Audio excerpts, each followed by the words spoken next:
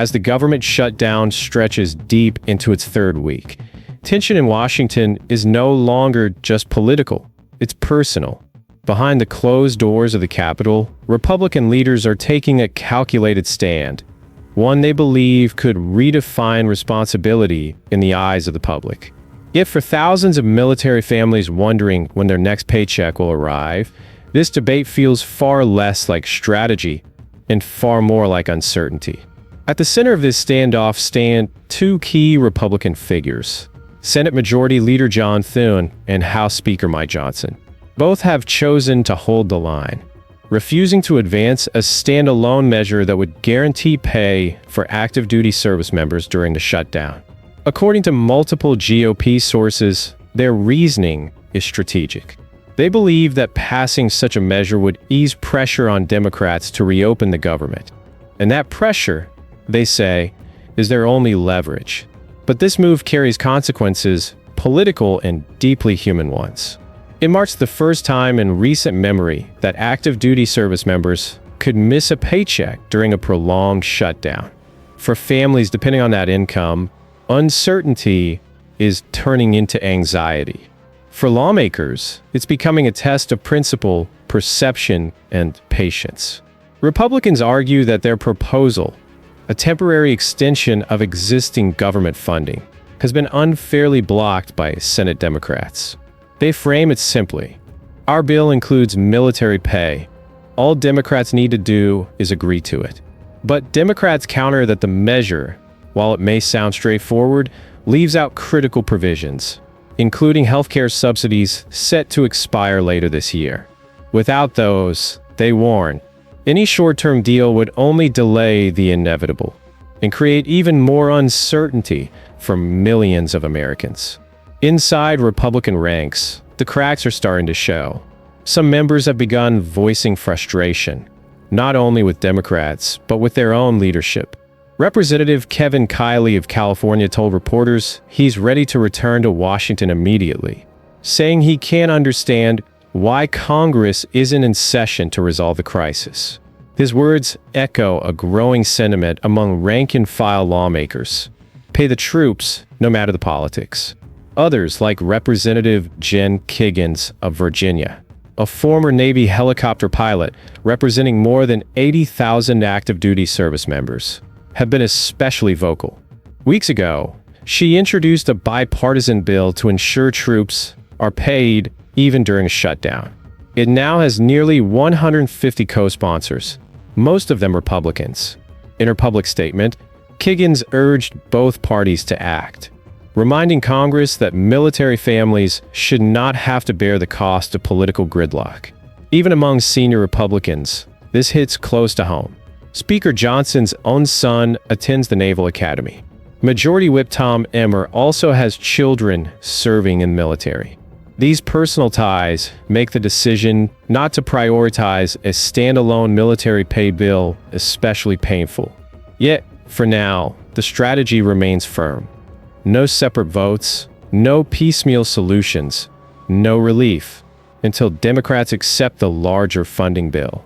The emotional weight of it all was captured during a recent C-SPAN broadcast. A military wife and mother called him live, pleading with Speaker Johnson to find a way to pay the troops. Her voice, trembling but resolute, echoed what countless families are feeling across the nation: worry, frustration, and confusion. That moment spread rapidly online, a stark reminder of the human cost buried beneath political strategy. And still, inside the Capitol, the logic of leverage prevails. A senior Republican aide told reporters that passing a standalone military pay bill would simply give Democrats a way out, easing their motivation to negotiate. That, GOP leaders argue, would only prolong the shutdown and weaken their hand in tackling what they call excessive spending and rising health subsidy costs. Whether that reasoning will withstand mounting public pressure remains to be seen. Democrats, meanwhile, are equally resolute. Senate Majority Leader Chuck Schumer has declared that his caucus will not accept any deal that fails to address the continuation of enhanced Affordable Care Act subsidies. These subsidies, which help lower-income and middle-class families afford insurance, are set to expire at year's end unless Congress acts. Democrats argue that reopening the government without resolving that issue would be nothing more than a temporary patch.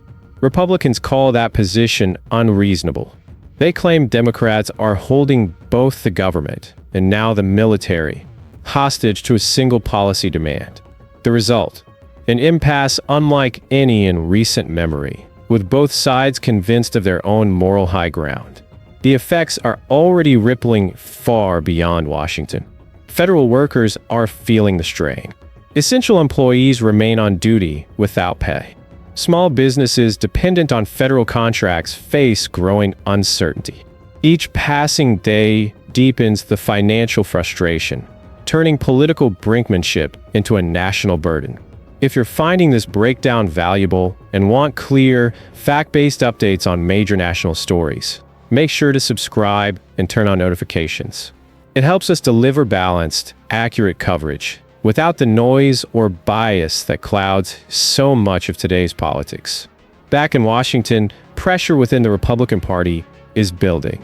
Some lawmakers fear that denying pay to service members could backfire, especially in districts with large military populations.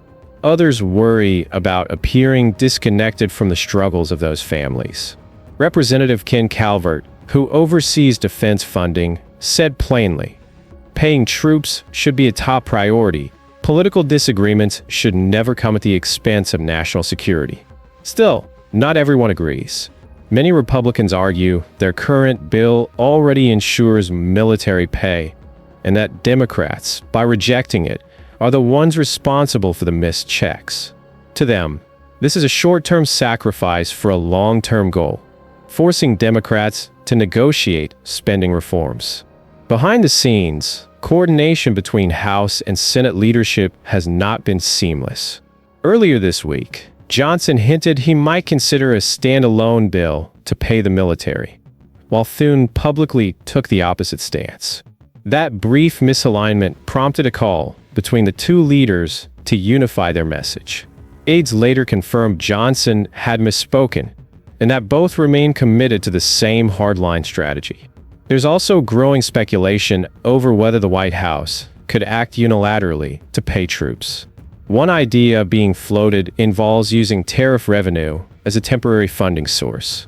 But legal experts warn that such a move would face steep constitutional and logistical hurdles.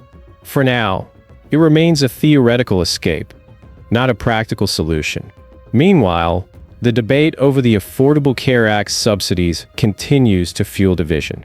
Democrats insist any reopening must include an extension of those benefits, which millions rely on for affordable coverage. Republicans are split. Some view preserving at least part of the aid as both morally and politically necessary. Others see it as fiscally unsustainable. Representative Jeff Van Drew of New Jersey voiced a middle ground, supporting a compromise to maintain the credits, but insisting Democrats must first reopen the government. He called eliminating the subsidies outright both morally wrong and politically unwise, capturing the quiet tension within GOP ranks.